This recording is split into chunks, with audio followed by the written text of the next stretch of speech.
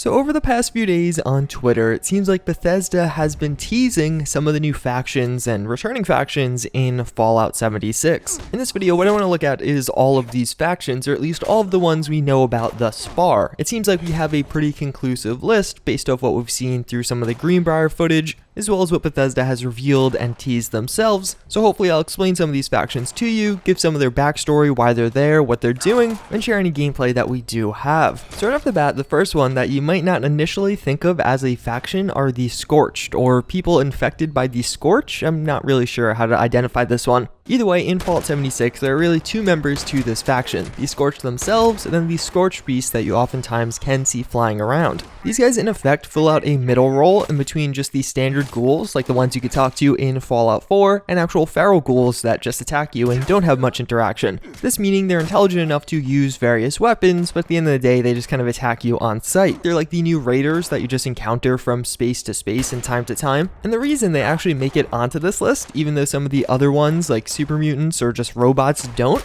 is because the Scorch have a pretty interesting backstory. So it seems like these Scorch were actually standard ghouls, but they were infected by some kind of fungi. One of the main sources of this that we know of at the time is actually the Scorch beast. You can see these guys actually releasing this gas of some kind. Apparently this is what actually turns standard ghouls into the Scorched. This originates from some of their underground caverns and colonies. It's been said in interviews past that the Scorch beasts do come from the ground. Down there's something known as the Scorch, and that's what actually gives the Scorch that kind of green crystallized things you do see all over their body. Somehow this Scorch is actually transferred into the Scorch beast, and then they distribute it throughout the world. And even beyond that, with the Scorch, there's actually some kind of hive mind thing going on. In one of the Overseer's logs, you could read that they apparently chant "We are one" from time to time and things like that. We know that one of the endgame things in Fallout 76 is getting a nuke. Apparently the story reason for getting a nuke is actually seal up some of these caverns and prevent the Scorch beasts from getting out. And just all in all, it seems like this Scorch-based faction is going to have more to it than just additional death fodder or additional creature you do encounter from time to time.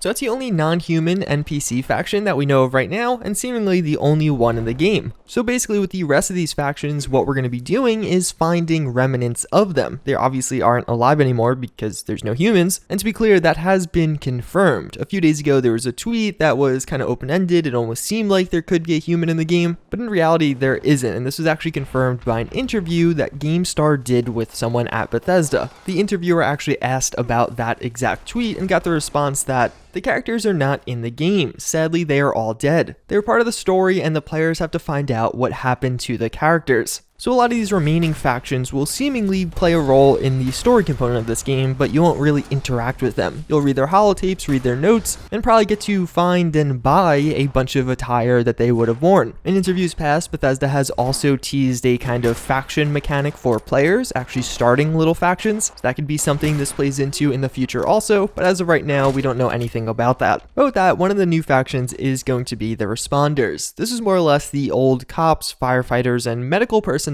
that wanted to save and help people in West Virginia following the bombs dropping and the war beginning. From the Greenbrier footage, I would actually argue this is one of the most obvious of the new factions. You can see many of their various trading posts set up. You actually have to go there for the main quest, so you'll probably become quite acquainted with them. And it follows that a lot of those medical camps you do see were likely set up by these people, this seeming to be confirmed by the fact that in some of these locations you can find holotapes of members of this faction. Even beyond that, we did know they had various ranks, that being responders, which were like the highest, then volunteers, which were below responders, and then volunteer candidates, all of them being fairly self-explanatory. Apparently there was also divisions going on here. One such one is the Fire Breathers, which of course is the fire department, and you can see a lot of their outfits and armors throughout the gameplay, as well as actually some of the trailers for this game. The Responders seem to have the heaviest presence around some of the towns. As it kind of follows, that's where the most people were, so that's where they wanted to help the most. And again, you could find a lot of different things that these guys have left behind. One of the most notable things they left behind that you're probably going to use a lot are actually traders. You can see a bunch of these all throughout West Virginia. in some of these trading post buildings that the responders set up camp at. Then we do have the Free States. These guys I think are one of the most interesting of the new factions. Basically, these were doomsday preppers, people that were actually organizing and preparing for the inevitable bombs to be dropped. Obviously, it didn't work out all that well because just 20 years later, they're all gone, but it seems like a lot of them did have bunkers. And I think the fact that we don't see a ton of these guys in some of the Greenbrier footage proves that even further. Typically, to get into some of those bunkers, you need either a higher level lockpicking skill or a key card or access code of some sort, and in just 3 hours, it's pretty difficult to find the necessary things. Before the bombs dropped and these guys became recluse in their bunkers, they actually were more of a separatist militia, heavily supported by Sam Blackwell. This was a senator who won 2 terms in West Virginia, and thanks to an interview Sam Blackwell did with the Charleston Herald, we get a little bit more backstory on the Free States. They had several conflicts with the local police, but outside of that, I can find one other note where they are referenced. Here basically says that the Free States have got to know more. More or less somebody was looking for information about what's going on right now, because I imagine it's pretty chaotic after a bunch of bombs drop. And for some reason, he felt like the Free States had more information than the responders, or potentially even the Brotherhood. For better or for worse, that's all of the new factions we know about right now in Fallout 76. Fortunately, we do have some returning factions, so the Children of Adam are likely not in Fallout 76, but I'll include them just in case they are.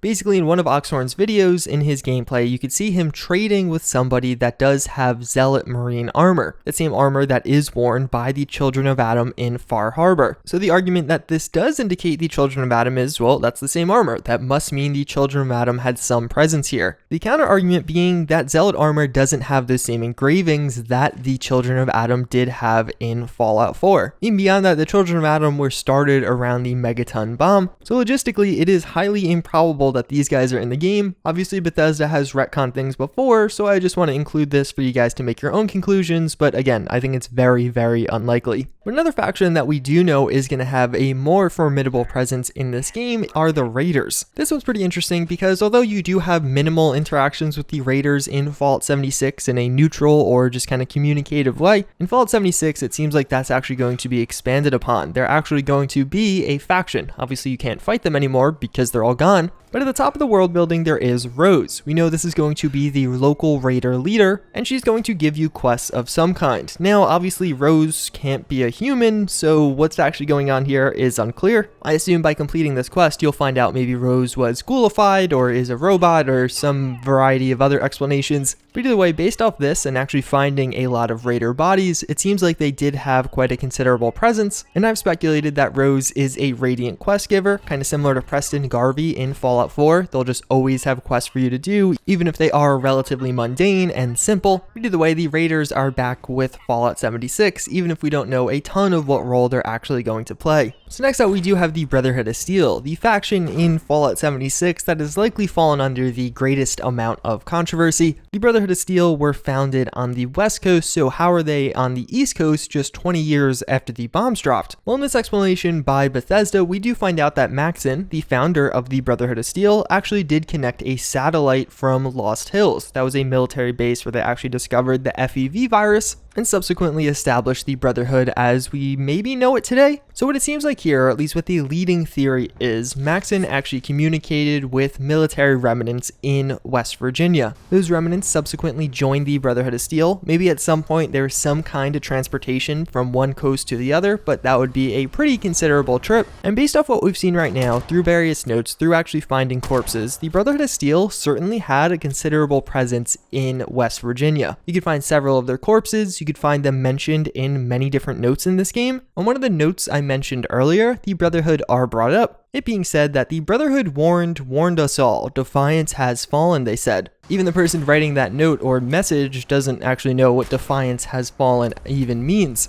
Some speculate this is actually going to correspond to the crashed space station you can see in some of the trailers. We haven't seen a ton of that in any of the gameplay because it's on the outer rim of the map and not a lot of people actually explored over there. Maybe the Brotherhood are seeking out certain technologies that were on that space station, or perhaps they are actually just helping out some of the regular townsfolk. It doesn't really seem like this is confirmed one way or another just yet, but what we do know is the Brotherhood have a pretty formidable force here, and based off what we know right now, even though the Brotherhood were here, it seems like after the fall of the West Virginia group, there was no real other East Coast presence for quite a few years. And last but certainly not least, we do have the Enclave. This is the faction that by far we know the least about. We have seen some of their various outfits on some of the Bethesda employees. They were all pretty high level, so no actual players got them. And we have a lot of footage of that, including my own. We get a really nice close-up of one of those outfits. That looks pretty cool. The only other mention I could actually find of these was from that same Sam Blackwell interview that I talked about earlier. Basically, the Enclave tried to recruit him being a United States Senator, and it seems like for whatever reason he didn't want to join the Enclave, but the Enclave didn't want them to reveal their existence, so he went to hiding shortly thereafter. When he comes out of hiding, he does give that interview where he does say, "There are sinister forces at work in the halls of government. I simply could not be a part of that anymore."